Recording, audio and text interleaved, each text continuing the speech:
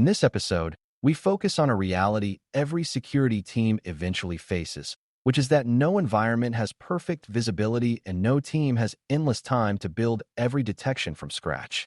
Even well-run programs discover gaps, such as missing coverage for a certain kind of attacker behavior, limited telemetry from a critical system, or noisy signals that make it hard to separate real threats from harmless activity. Community-sourced resources exist because thousands of defenders across many organizations face similar problems, and many of them share what they learn in ways that others can reuse. For brand new learners, the important point is that community resources are not a substitute for thinking, and they are not magic lists you can paste into a system to become safe.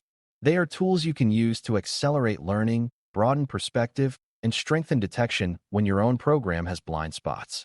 When you use these resources carefully, you can close gaps faster, avoid repeating common mistakes, and improve your ability to spot attacker behavior before it becomes a major incident.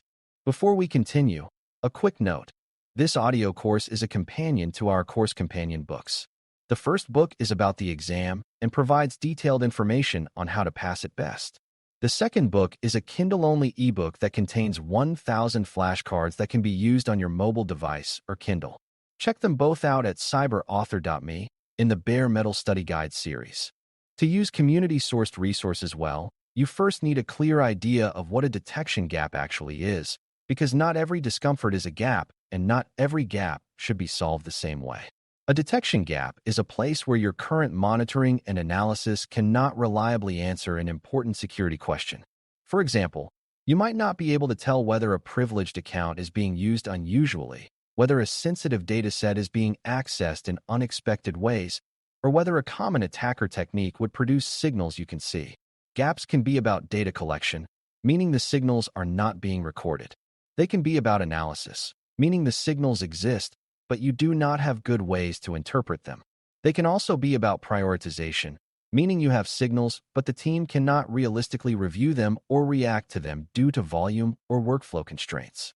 This distinction matters because community resources can help most with analysis and interpretation, but they cannot fully fix missing data unless you change what you collect.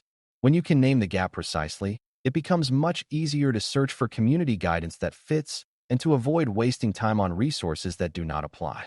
Community-sourced resources come in a few broad forms, and it helps beginners to understand what each form is good for. Some resources describe attacker behaviors and techniques in a structured way, which helps you know what to hunt for and what to detect. Some resources provide example detection logic or analytic ideas that can be adapted to your environment. Some resources share incident patterns, lessons learned, and common pitfalls that help you recognize what matters first. Others provide collections of indicators, which can be useful in specific cases but must be handled carefully because they can become outdated quickly. There are also community playbooks and checklists that offer workflows for investigation and response, which can help you strengthen how you use detections, not just what you detect. The key is that community resources are varied in quality and intent, so you need to choose the right type for your gap. If your gap is lack of understanding, you may need conceptual resources, and if your gap is lack of analytic patterns, you may need detection idea resources. Matching resource type to gap type is the first step toward using community knowledge effectively. A core skill is evaluating trust and fit, because community-sourced does not automatically mean reliable, and even reliable information may not fit your environment.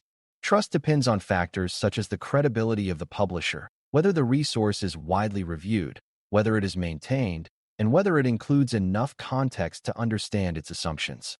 Fit depends on whether the resource aligns with your data sources, your architecture, and your operational realities.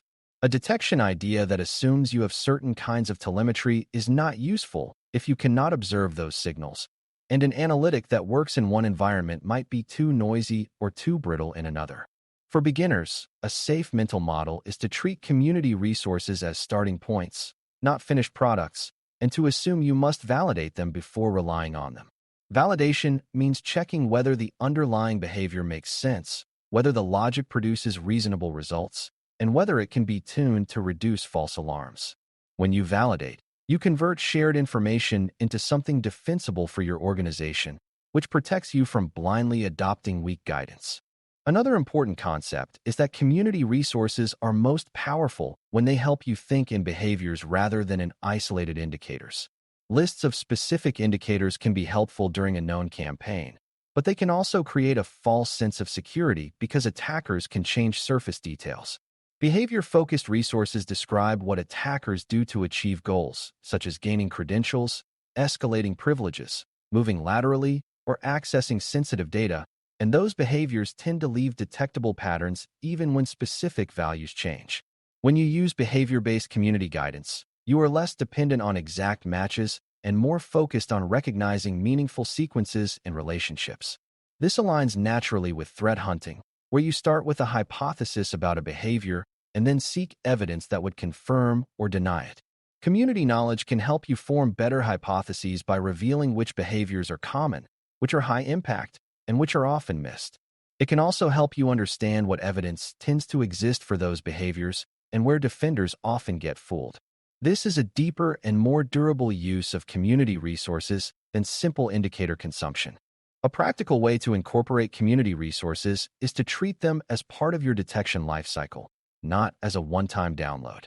The detection lifecycle begins with identifying a gap, then choosing a resource that addresses that gap, then adapting and testing it, then deploying it in a controlled way, then monitoring performance and tuning, and finally documenting what you learned. Community resources can accelerate each step by offering initial logic, examples of expected patterns, or guidance on common false positives. The adaptation step is crucial because your environment has its own normal behavior, and what is suspicious elsewhere may be normal for you. Testing is equally crucial because you want to know what the detection produces, how noisy it is, and what evidence it provides when it triggers. Even if you are not implementing detections directly as a beginner, understanding this lifecycle helps you see why community resources are not plug-and-play. They must be integrated into a process that produces verified, explainable detection capability. When you treat them this way, community knowledge becomes a multiplier rather than a distraction. Community-sourced resources also help with prioritization because they can tell you which gaps tend to matter most and which are common pathways for real attackers. In a world of infinite possible problems, you need ways to choose where to invest attention first.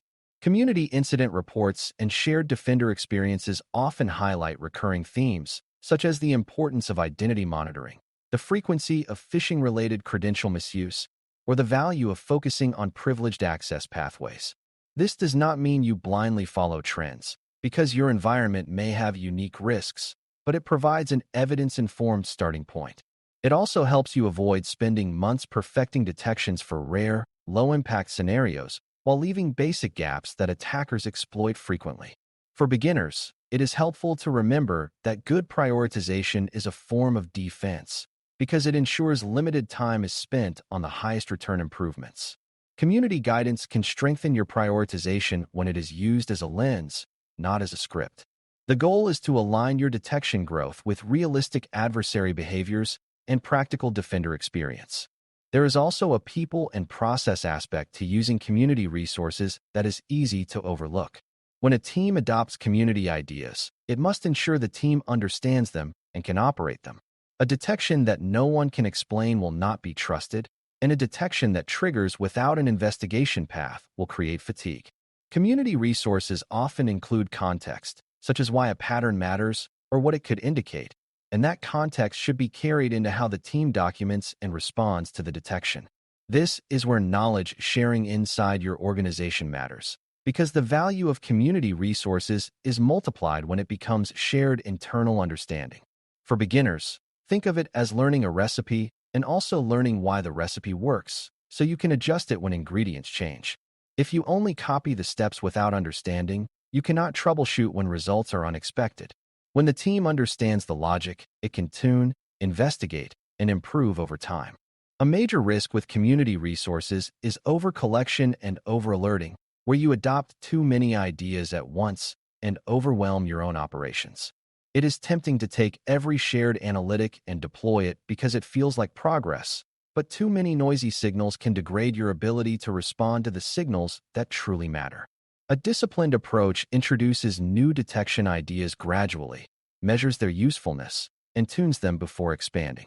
You also consider operational cost, meaning how much time it takes to investigate an alert and how often it will trigger in your environment. If a detection triggers constantly and produces little value, it can reduce trust in the entire detection program. Community resources can help here too because they often discuss common sources of false positives and how to narrow scope, which can reduce noise. The key is to remember that detection capability is not just about having many alerts, but about having alerts that lead to meaningful action.